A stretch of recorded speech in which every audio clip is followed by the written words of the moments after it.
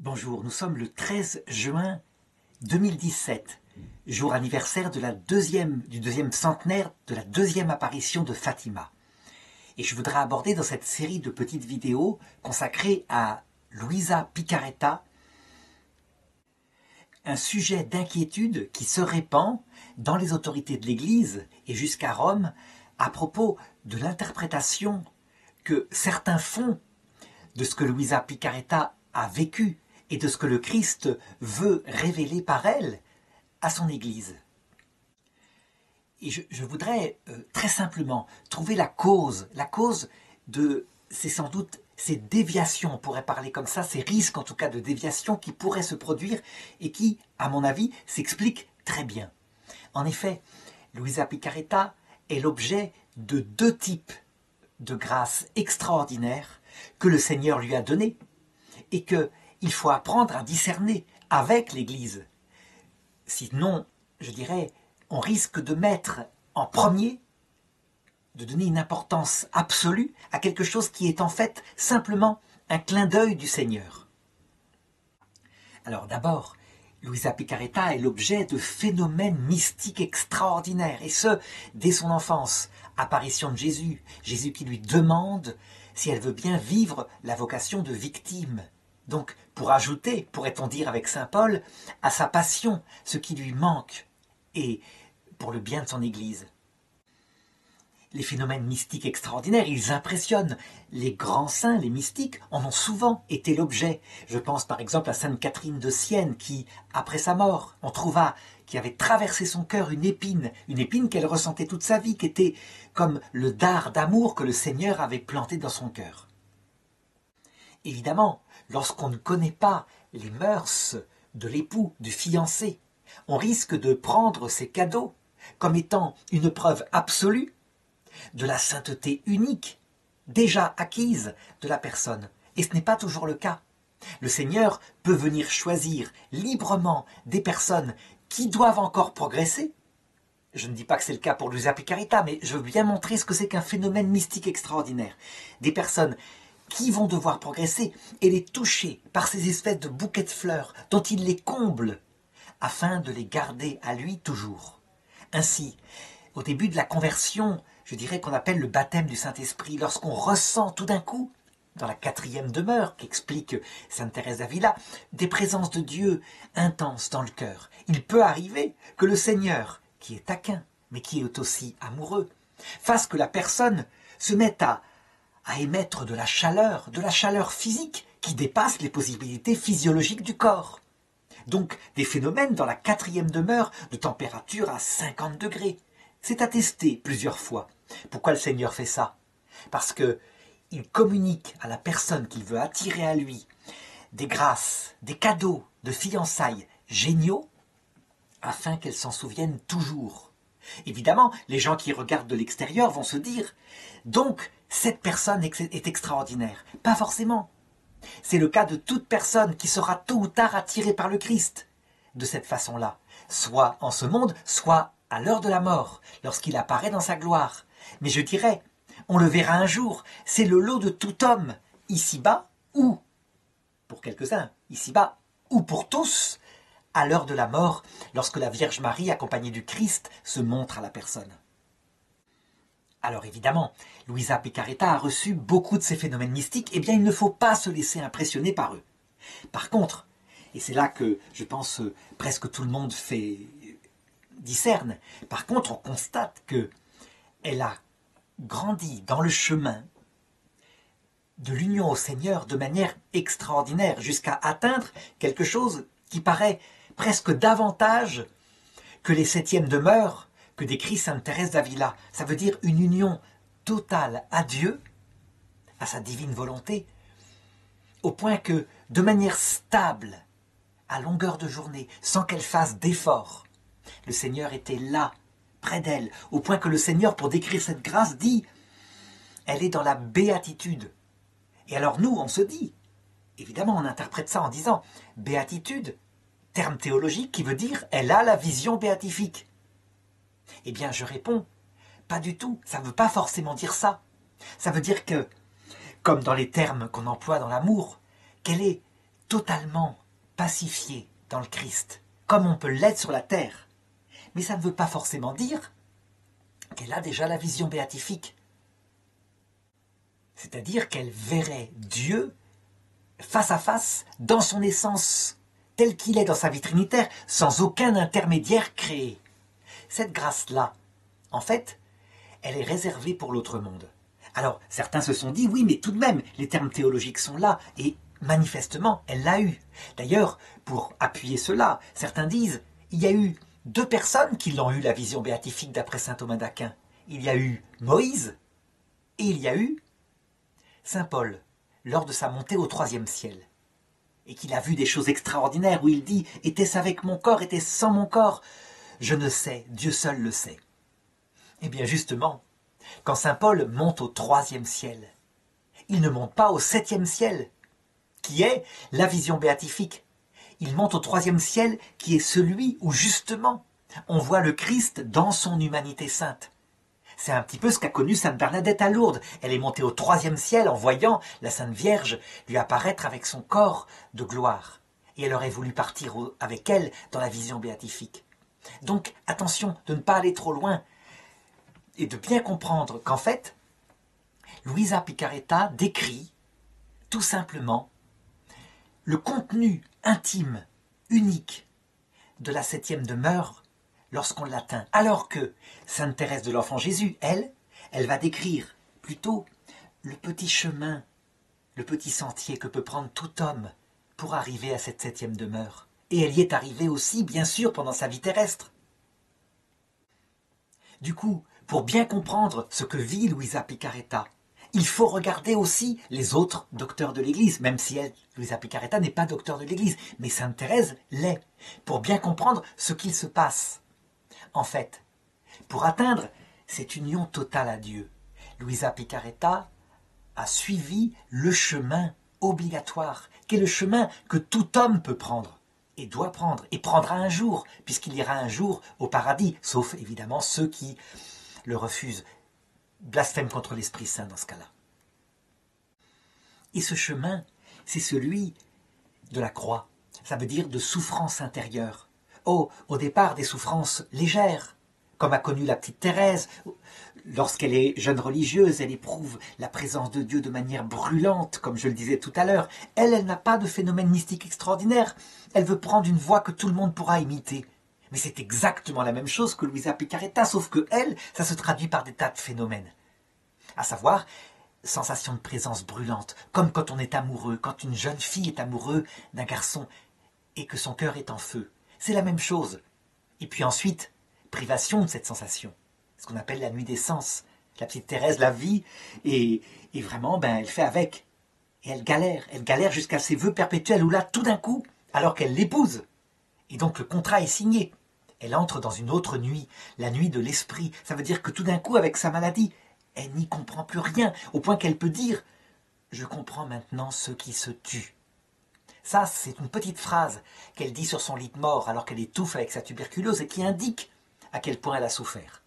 Elle a pensé à arrêter tout. Elle ne l'a pas fait, mais elle y a pensé. Ça veut dire que elle n'a pas seulement souffert physiquement, elle a dû connaître des moments de désespoir. Et ça vous laisse en morceaux. Mort à vous-même. Mort à vous-même. Celui qui a connu le désespoir, je dirais, toutes sortes de désespoir. Quand on l'a connu, on n'est pas en train de rire d'un désespoir pour dire que celui-là est valable. On ne rit pas du désespoir de l'avare qui s'est fait voler sa cassette pour plaindre la maman qui a perdu son trésor, à savoir son enfant. Parce que dans les deux cas, il y a le désespoir.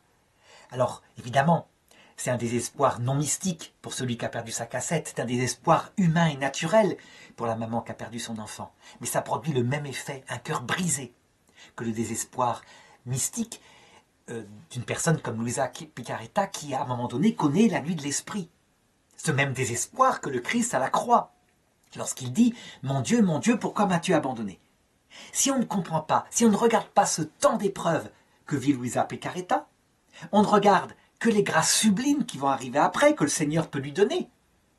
Pourquoi il peut lui donner? Une présence sans effort. Au point que elle n'a pas besoin de se rendre en traînant des pieds pendant des longues oraisons où on passe son temps souvent à penser à autre chose, à dormir, mais on le fait par fidélité, parce qu'il est là tout le temps. Et très simplement, il n'y a plus de distraction, il emplit son cœur. Elle n'a plus de risque de s'enorgueillir de ce don mystique qui vient de son époux, Jésus, puisque elle a connu une telle souffrance qu'elle sait qu'elle n'est digne de rien. En fait, la 7e demeure n'arrive que quand on est mort à soi-même, pour une raison simple. Si elle arrivait avant, on se prendrait pour des saints, alors qu'on ne l'est pas. Donc, elle a touché sa misère, elle entre dans la 7e demeure et elle décrit à quel point ça va loin. Je dirais, est-ce que Luisa Picaretta apporte donc quelque chose de nouveau? En fait, elle n'apporte rien de nouveau. Tout est décrit dans l'écriture, de manière cachée, par les docteurs de l'Église, de manière plus précise, saint Thomas d'Aquin, je dirais sainte Thérèse d'Avila, etc. Mais elle apporte un vécu particulièrement unique. Elle décrit comme de l'intérieur la plus haute grâce qu'on pourrait vivre sur terre.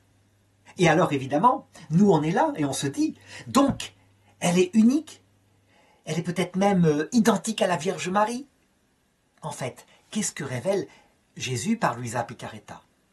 Eh bien, je crois vraiment que ça ressemble un petit peu à ce qu'a vécu le peuple égyptien au cours de son histoire. L'histoire de l'Église ressemble un peu à ça. Au début de l'Empire égyptien, seuls les pharaons, dans leur croyance, sont glorifiés, arrivent à voir Ra, le Dieu unique, face à face. Et le pharaon, c'est une incarnation d'Horus. Mais quand il meurt, c'est lui qui a accès. Et tout son peuple construit des tombeaux et il espère avoir quelques miettes de ces grâces sublimes en mettant leurs tombeaux tout autour de la pyramide du roi. Donc ils pensent que eux sont un peu les petits chiens qui mangent les miettes qui tombent de la table du maître. Et puis, l'Égypte antique évolue. La réflexion sur cette révélation enfantine, mais tout de même, évolue. Et à la fin de l'Empire égyptien, tout homme sait qu'il peut vivre le même destin que les pharaons vivaient au début, que cette grâce est ouverte à tout homme, que tout homme verra Ra, le Dieu unique, dans le paradis, s'il suit avec un cœur juste les choses. Et du coup, les derniers tombeaux égyptiens étaient des tombeaux où tout homme était momifié. Alors, pourquoi je prends cet exemple-là? Parce que je crois que c'est un peu ce que le Christ nous révèle concrètement à travers Luisa Picaretta, à savoir, au début de l'Église, les gens regardaient les saints comme des phénomènes uniques qui ne pouvaient jamais imiter, d'ailleurs qui avaient quasiment des visions mystiques à l'âge de 2 ans. Et eux, pauvres paysans, faisaient comme ils pouvaient pour suivre de loin et manger quelques miettes de cette sainteté sublime. Ça, c'est un défaut qui venait de l'hagiographie, qui exagérait les vertus des saints. Et puis, Adrienne von Speyer, une mystique du XXe siècle, très proche du cardinal Urson Balthasar, a décrit, dans des visions sublimes, la réalité intérieure de ces saints des premiers siècles, en montrant leurs doutes, leur désespoir. Ils étaient comme nous. Ils étaient pauvres. Ils doutaient. Le Seigneur s'éloignait d'eux parfois. Et alors, ils atteignaient la 7e demeure, parce que leur cœur était comme brisé.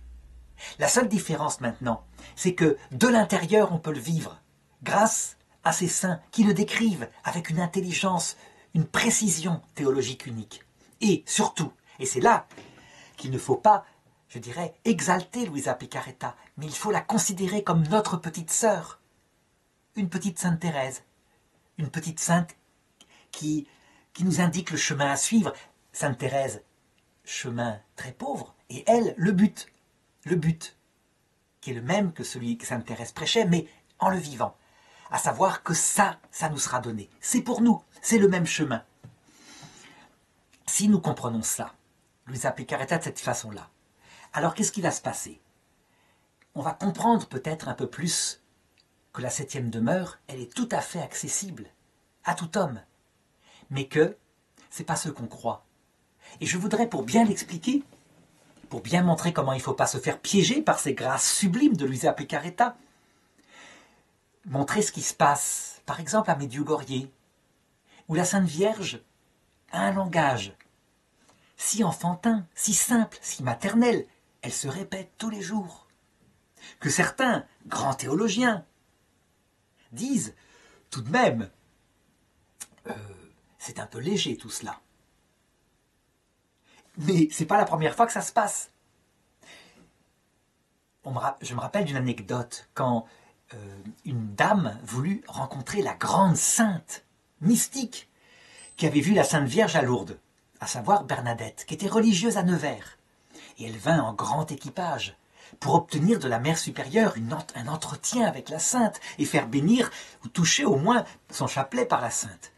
Elle arrive dans le couvent, on lui ouvre, une petite sœur qui est en tenue de balayage, et elle lui explique « Je suis venue pour voir la sainte, est-ce que je peux avoir un entretien d'abord avec la supérieure du couvent pour lui demander la permission ?» Et la petite sœur lui dit « Ah oui, pas de problème, donc je vais aller la chercher.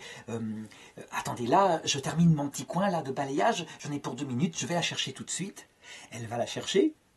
Et évidemment, la mère supérieure est émue, c'était une duchesse, je crois, quasiment. Et donc elle la reçoit dans un parloir. On y sera à moins, c'est quand même pas n'importe qui, une duchesse. Et alors elle lui explique qu'elle voudrait avoir l'insigne grâce, même si elle sait que c'est assez interdit, de rencontrer la sainte, celle qui a vu la Sainte Vierge. Et la supérieure de lui dire, mais vous l'avez vue, c'est celle qui vous a ouvert tout à l'heure, qui balayait. Et la dame, toute déçue, qui dit, quoi ? C'est que ça, Bernadette ?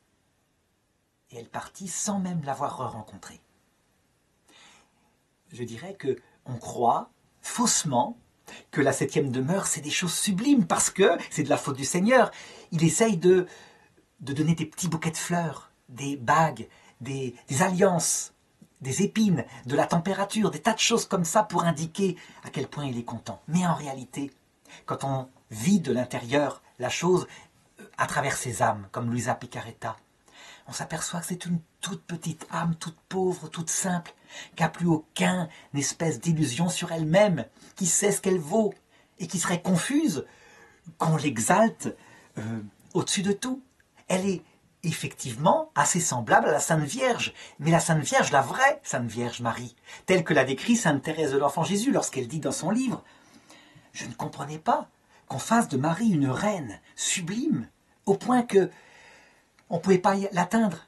Les enfants avaient peur de s'adresser à elle. » Et Sainte Thérèse de continuer en disant « Je suis convaincue que la Sainte Vierge, elle n'arrête pas de mettre en avant ses enfants et de se mettre en dessous d'eux pour les mettre en avant. » Elle a tout à fait raison. La Sainte Vierge Marie, elle est toute simple, toute pauvre, toute humble. Et c'est pour ça qu'elle est la première. Mais ce n'est pas du bidon, ce que je dis. Ça veut dire qu'elle est réellement toute simple. Et donc, quand elle parle à Medjugorje, très simplement, c'est la Sainte Vierge. C'est typique. Il n'y a pas de raison qu'elle soit apparue les 3 premières fois et qu'à la suite, ce soit des fausses apparitions. Du moins, j'en ai l'impression. Du coup, si c'est cela, on risque même de comprendre pourquoi, lorsqu'on voit Jésus à l'heure de la mort, certains, les orgueilleux en fait, sont déçus.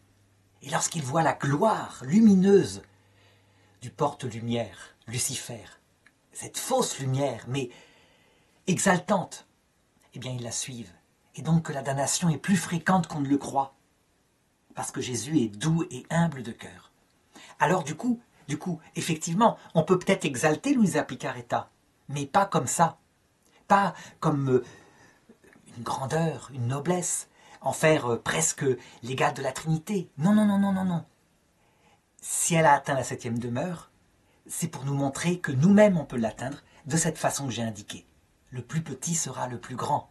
Et là, je crois qu'on lui rendra honneur. Et si on change la spiritualité pour prendre celle-là, l'Église n'aura plus peur de la béatifier.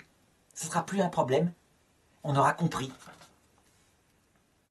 Alors, concrètement maintenant, pour échapper à ce danger, je voudrais manifester quelques dangers qu'on m'a signalés, qui se passaient par exemple au Canada, dans certains groupes de prière, mais aussi en Belgique, et qu'il faut éviter maintenant.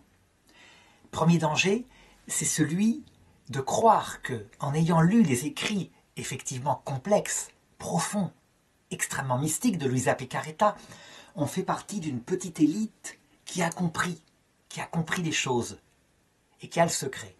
Si on se dit ça, on peut être certain que, en fait, on est passé, comme la dame avec Sainte Bernadette, à côté du mystère.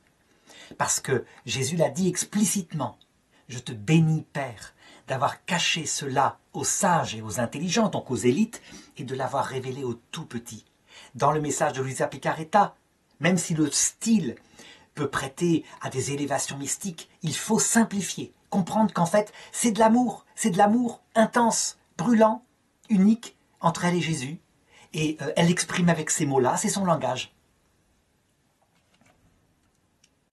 Alors évidemment, le deuxième danger, qui est une conséquence, c'est de se dire, en regardant le clergé, qui parfois, effectivement, n'a pas beaucoup de sens mystique, de se dire que le clergé dans son ensemble, la hiérarchie de l'Église, elle est un peu lourdaude, elle n'y comprend pas grand-chose, et que nous, au moins, on est dans les secrets de Dieu, et donc on leur expliquera un jour, ou qu'ils comprendront un jour.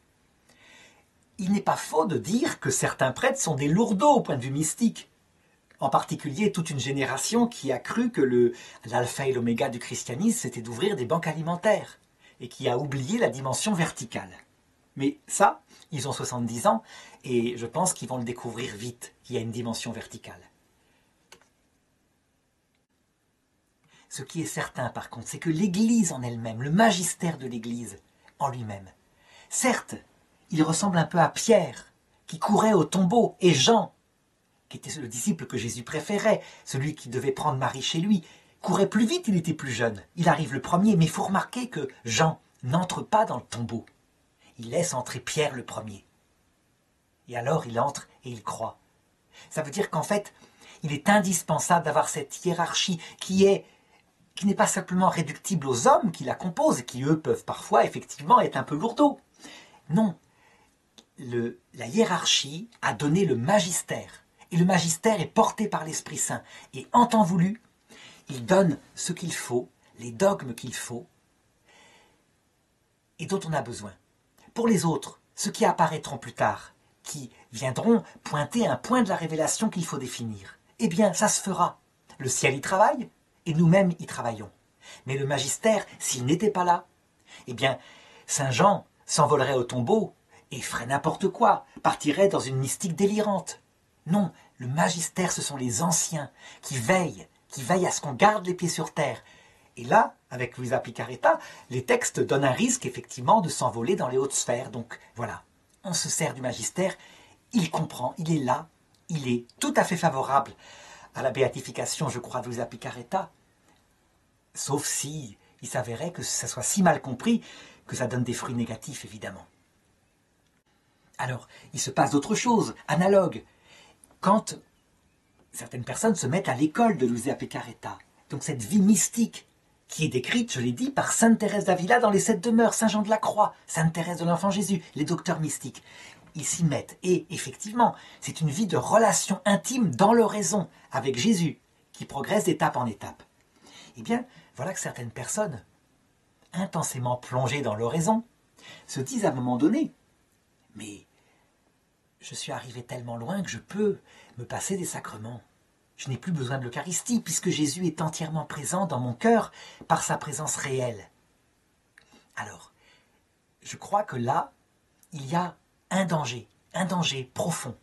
Je ne veux pas dire par là que personne ne pourrait, avec le conseil de son père spirituel, passer par moments en se passant de l'Eucharistie.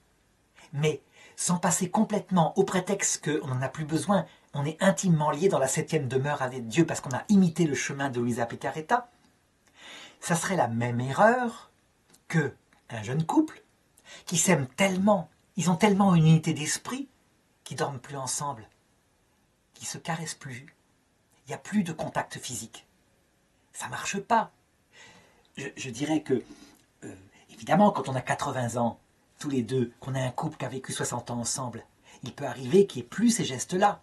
Mais quand ça arrive de temps en temps, ne serait-ce qu'avec la Saint-Valentin où le vieux monsieur offre un bouquet de fleurs à sa vieille madame, elle n'est pas touchée?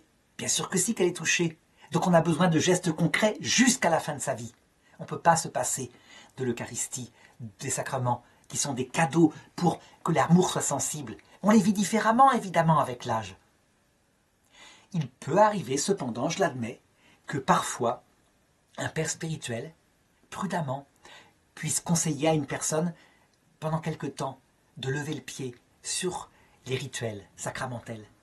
Mais c'est pour d'autres raisons, en général. C'est par exemple des épreuves terribles d'acédie, c'est-à-dire de overdose de sacrements, overdose de culte, de messes trop longues, etc. À ce moment-là, il va trouver une façon de la guérir. C'est lui, le père spirituel, qui va être de meilleurs conseils pour discerner la possibilité que ce soit aussi un phénomène de paresse. Et là, c'est autre chose. Donc, il faut éviter de prendre ses décisions soi-même, de se diriger soi-même dans de telles choses, et plutôt suivre la voie commune. La voie commune que donne l'Église. Sauf si, parfois, un père spirituel dit autre chose, évidemment. De même, lorsqu'arrive cette grâce qu'a connue Luisa Picaretta, où il n'y a plus besoin de faire d'efforts, où la présence de Dieu est toujours là, à longueur de journée, et on n'est plus au besoin de se concentrer pendant une demi-heure, par exemple, dans son petit oratoire pour prier. Eh bien, attention, de ne pas se dire qu'il n'y a plus aucun effort à faire. Un amour, quoi qu'il arrive, se nourrit de sacrifices, c'est-à-dire de choses qui ne plaisent pas forcément. Ça veut dire que, comme disait le docteur de l'Église, Dalida, la chanteuse, elle n'est pas docteur de l'Église, mais comprenons, elle disait « parole, parole, parole ». Il n'y a d'amour que d'actes d'amour. Elle avait raison. Ça veut dire que même lorsqu'on se croit dans la 7e demeure et qu'il n'y a plus d'efforts à faire, si on ne fait pas des efforts par ailleurs, des choses qui nous déplaisent, par l'amour pour le Seigneur, par amour pour son prochain, ben on finira peut-être par retomber à un moment donné dans moins que la 4e demeure. Parce qu'on peut rétrograder. Ça se passe un peu pareil dans le couple. Imaginons un mari, il est resté fidèle à sa femme 60 ans, puis à un moment donné, il est tellement en terrain conquis, puis elle est tout le temps là, elle est adorable, jamais elle le trompera.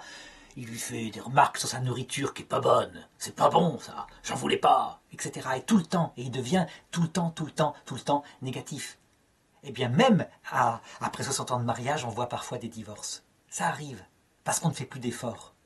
Donc, je dirais, attention à cette chose-là qui s'appelle d'ailleurs très précisément le quiétisme, qui est une erreur spirituelle. Le quiétisme, ça consiste à s'abandonner complètement à Dieu, à sa divine volonté, et passivement, comme un petit enfant qui est dans les bras.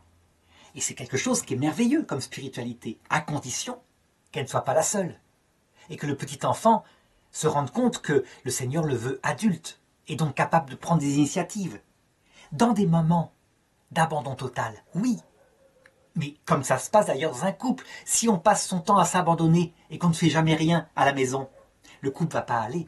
Mais si on ne s'abandonne pas dans les bras l'un de l'autre de temps en temps, le couple ne va pas aller non plus. Tout est une question de mesure. Donc ne pas exalter un point de spiritualité de Luisa Picaretta.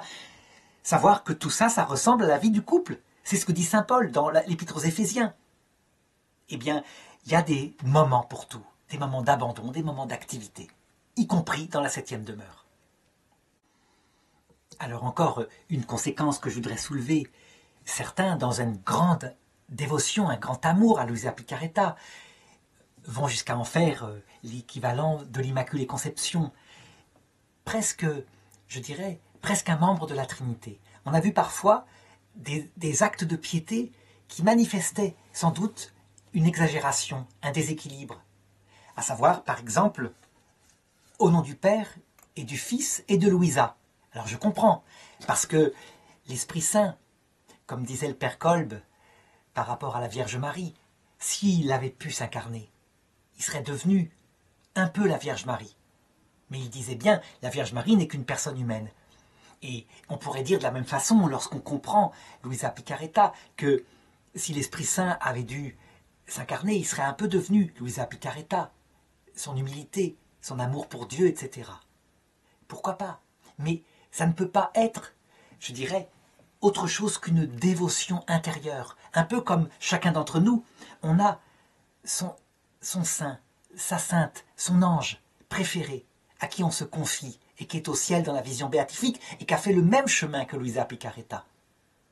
Si jamais on utilise des formules ambiguës, à savoir mettre dans la Trinité une personne. Évidemment, il en sortira des erreurs théologiques. Parce que je dirais que si on entre dans la Trinité, on reste des personnes humaines, on y entre par amour, alors que le Saint-Esprit, lui, il est Dieu, membre éternel de la Trinité, amour entre le Père et le Fils. Donc, attention à tout ça. Alors, je comprends bien, ce sont les excès du langage d'amour. Et la Bible elle-même fait des bêtises de ce genre. Je vais choquer certains, mais pourtant, regardons. Quand, par exemple, la Bible dit, à propos de l'amour entre un homme et une femme, au début de la Genèse, l'homme quittera son père et sa mère et s'attachera à sa femme, ils ne feront plus qu'une seule chair. On se dit, certains ont dû prendre ça au sens matériel, à savoir Platon, qui disait que, en fait, l'amour pouvait être si fort qu'au ciel, on redeviendrait ce qu'on était au point de départ, ça veut dire des êtres à quatre pattes. Un homme et une femme collés, quoi. Pour ne plus être deux êtres qui s'aiment, mais un seul être. Eh bien, en fait, ce langage biblique, évidemment, c'est une comparaison, c'est métaphorique. C'est pour signifier à tel point l'homme et la femme vont s'aimer qu'on parle comme cela. Mais dans la réalité, on reste vraiment deux êtres différents à jamais, même quand on aime sa femme de tout son cœur. Eh bien, avec Dieu, c'est pareil. On entre dans la Trinité en ce sens qu'on la voit face à face, mais on ne devient pas un membre de la Trinité. Quoique, quelque part, dans un langage excessif d'amour, oui, on pourrait presque le dire. Mais attention, à condition de comprendre qu'on est à jamais des personnes humaines, on ne devient pas Dieu, on n'est pas dans un panthéisme dans le christianisme. Donc attention à ces dévotions. Alors, il y en a d'autres du même style que je ne vais pas insister. Est-ce que ça veut dire qu'on ne peut pas, par soi-même, prendre dans son cœur Luisa Picaretta comme son modèle, sa sainte préférée, en faire sa sainte Vierge Marie, sa maman, celle qui va venir nous chercher à l'heure de la mort, celle qu'on imite, celle dont on se nourrit au point de vue de la parole. Bien sûr qu'on le peut, on a le droit, mais c'est une dévotion intérieure, privée, qui doit être sa spiritualité à soi. Et chacun a, comme ça, son saint ou sa sainte préférée. Moi, j'aime beaucoup la petite Jeanne d'Arc, parce que quand je vois comment, à 21 ans, cette jeune fille a été traitée plus bas que terre et qu'elle est morte brûlée, et que des gens font des blagues ignobles, même maintenant, par rapport à son martyre, alors qu'elle criait, c'était pitoyable, Jésus, Jésus, pensant qu'il l'avait abandonnée, alors qu'il lui avait dit la veille qu'il allait la sauver par grande victoire. Moi, Sainte Jeanne d'Arc, elle est pour moi l'image de mon âme. Je l'aime beaucoup à cause de cela. À savoir que notre âme est humaine, et puis elle aussi, et puis elle a été emmenée à la sainteté de cette façon-là. Évidemment qu'elle a eu une grande victoire, puisqu'elle est entrée dans la vie éternelle ce jour-là. Mais par quels moyens? Donc, on peut faire d'un saint du ciel, son ami intime, celui qu'on imite. Et chaque saint canonisé, en fait, a vécu, en général, ce mystère de l'amour de Dieu poussé jusqu'à l'oubli de soi totalement, un peu comme Jeanne d'Arc. Donc, Luisa Picaretta, ça doit être pareil, en sachant que son chemin, c'est pour nous indiquer que ce sera aussi le nôtre et qu'un jour, nous le vivrons. Et nous deviendrons rois et reines du cœur de Dieu dans l'éternité, au point qu'il n'y aura plus besoin de demander la permission pour aller visiter nos enfants, nos petits-enfants qui seront sur terre et les aider, parce que Dieu nous fera entièrement confiance, comme il le faisait à Luisa Picaretta. Dans la vision béatifique, c'est le lot de tout homme.